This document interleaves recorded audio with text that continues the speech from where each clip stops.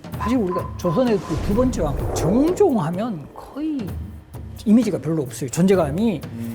근데 이 정종이 즐겨 했던 스포츠가 격구.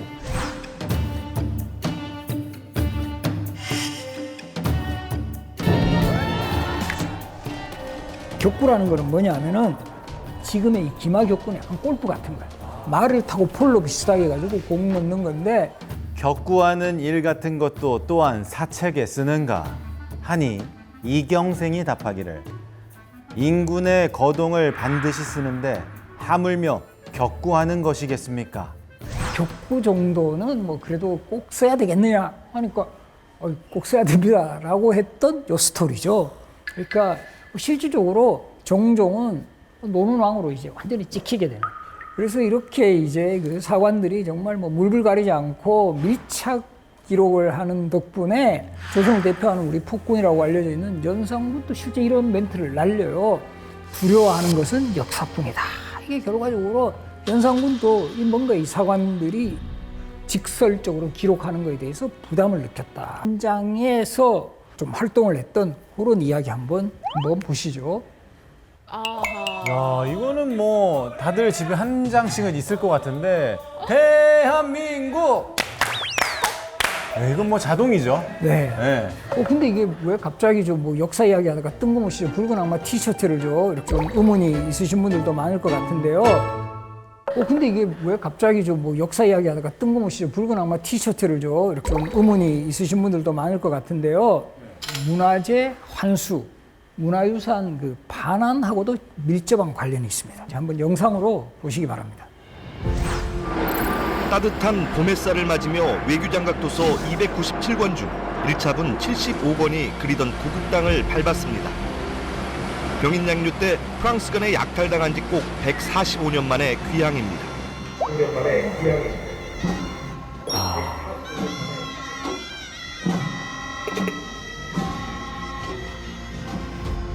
1866년 병인양요 때 강화도 외교장각에 있던 그 297책의 어람용 의궤라고 합니다. 왕이 친히 열람했던 당시 이 프랑스 해군이 이 기록으로 이 상황을 남겼어요.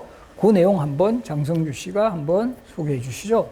이 책들은 비단 천으로 쌓여 있고 모두 붉은색과 금빛으로 칠한 나무 상자 속에 들어 있었다. 잘 정리된 왕실 도서였다.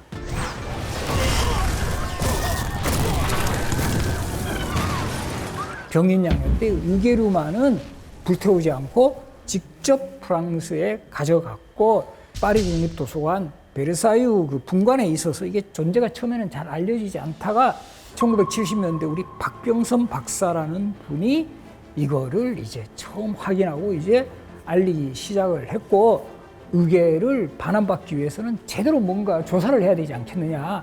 그 실사단이 꾸려졌고 프랑스에 갔는데 제가 그때 갔습니다. 근데 처음에 가니까 이 프랑스 쪽에도 되게 긴장을 해가지고 이것저것 막 한 책을 조사를 하고 나면 바로 다음 책을 줘야 되는데 이걸 계속 늦게 주는 거예요. 그래서 다 조사를 하지 못하고 한 3분의 2 정도만 조사를 하고 일단 돌아왔습니다. 7월에 2차 방문을 하라고 했습니다. 2002년 1월하고 7월 사이에 우리나라에서 아주 중대한 뭐 대회가 있었습니다. 뭐죠? 월드컵. 월드컵이 2002년 6월에 있었잖아요. 예. 프랑스 파리 국립도서관 사서들의 환심을 사기 위해서 저 붉은 악마 티셔츠 10장을 사가지고 왔습니다. 반응 폭발적이에요, 진짜. 야. 그래서 저거를 또 하나씩 막 받고 하니까 고래야 원더풀 하니까 막 책도 막 줘, 이제는. 예전에는 막 천천히 주고 막 이러다가 이제는 막 뭐 우리는 계속 메르시 하면서 막 받아서 그때는 이제 목표한 것만큼의 조사를 하게 됐다는 거죠. 붉은 악마 외교를 하신 거네요. 그게 그렇게 효과를 프랑스 사람도 알더라고, 그게.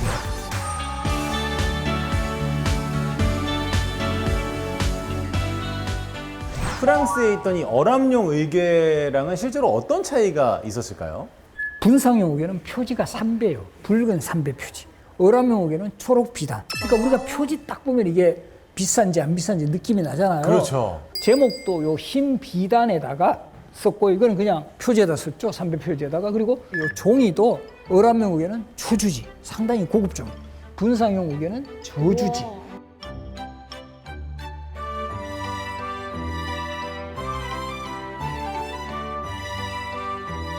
의궤를 통해서 조선시대 왕실의 뭐 혼례식이라든가 또 뭐 장례식이라든가 궁중잔치라든가 외국 사신을 맞이했던 이런 다양한 행사들을 다 이렇게 볼 수가 있습니다. 제가 그때 뉴스로 듣기로는 완전 반환이 아니라 5년마다 대여하고 또 갱신해야 한다 뭐 이런 말을 들었던 것 같은데 지금은 어떤 상태인가요? 그래서 그때도 이제 최종적으로는 요 완전 반환을 하게 되는 것은 프랑스 쪽에서도 이제 반대를 하는 거예요. 왜냐하면 딴 나라에서 그런 요구가 일어나면 이걸 계속 그런 식으로 해야 되니까 계약서에서만은 5년마다의 대여갱신으로 하자. 계약서 그런 식으로 합의한 거예요. 그래서 더 궁극적으로는 우리도 계약서에서도 더 깨끗하게 완전 반환으로 하는 또 그런 노력을 앞으로도 이제 기울여야 할 것입니다.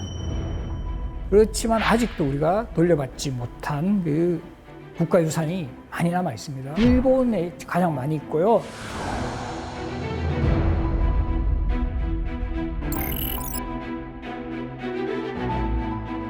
근현대 격동기에서 이 반출된 이런 또 유산들을 우리가 또 노력을 해서 돌려받는 우리의 또 후손들의 노력, 그리고 또 많은 사람들이 결국 관심이 이런 것들을 또 결집시켜 준다는 거죠.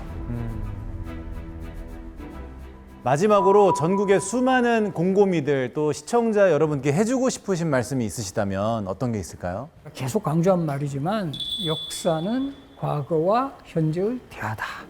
요것을 가장 뭐 잘 풀어준 또 우리 역사적인 분이 우리 정조대왕이 있어요. 주장각을 건립하면서 내세운 시대 정신이 벗고 창신, 옛 것을 모범 삼아 새 것을 창출한다. 새 것을 창출하고 이렇게 미래를 계획하는 데 있어서도 가장 중요한 것 중에 하나는 바로 이제 과거 역사다라는 거죠. 이 뭐 앞에서 세종대왕 이야기도 제가 많이 말씀드렸지만 이런 분들의 여러 가지 그 업적이라든가 이런 것들을 기감으로 삼아서 우리 현재의 시대에 어떻게 이것을 잘 적용을 할 것인가 이런 부분을 잘 고민을 해나가면 미래에 대한 어떤 설계까지도 이룩할 수 있다.